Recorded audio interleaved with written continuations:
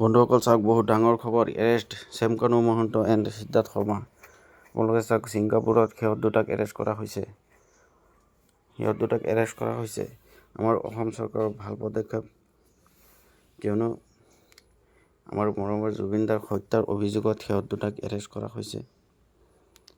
সিহঁত দুটাক মৰমৰ জুবিনদাৰ হত্যাৰ অভিযোগত এৰেষ্ট কৰি সিহঁতক লকআপত ৰখা হৈছে। আগলৈ কি হয় আমি চাই থাকিম। আৰু সিদ্ধাৰ্থ শৰ্মাৰ পৰা জুবিনদাৰ মোবাইলটো লৈ লোৱা হৈছে। জুবিনদাৰ মোবাইলটো সিদ্ধাৰ্থ শৰ্মাৰ তাত আছিলে।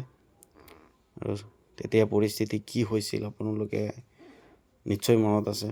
কোনেও পাহৰা নাই, কথাটো পাহৰিব পৰা নাই কোনেও। আৰু চাওক, আমাৰ অখিলদাৰো কিবা গাঁৱৰ যদি আমি নপঢ়া নুশুনা মানুহ চবেই জানো যে মৃগী বেমাৰী মানুহ এজনক কেতিয়াও মানে পানীৰ কাষলৈ যাব নোৱাৰি। সেই মানুহজনক সাগৰলৈ জঁপিয়াবলৈ কোনে নিলে? সাগৰলৈ জঁপিয়াবলৈ নিওঁতে মানুহটো ভৰিটো এনেকে কঁপি আছিলে নাই চাওকচোন ভিডিঅ'টোত। তেওঁ মিটিং কৰি আছে তেতিয়া। মানে খাই পেলাম যেনে লাগে কথাটো শুনিলে। যিটো ক্ৰিমিনেল নেগলিজেঞ্চ কৰিছে ন।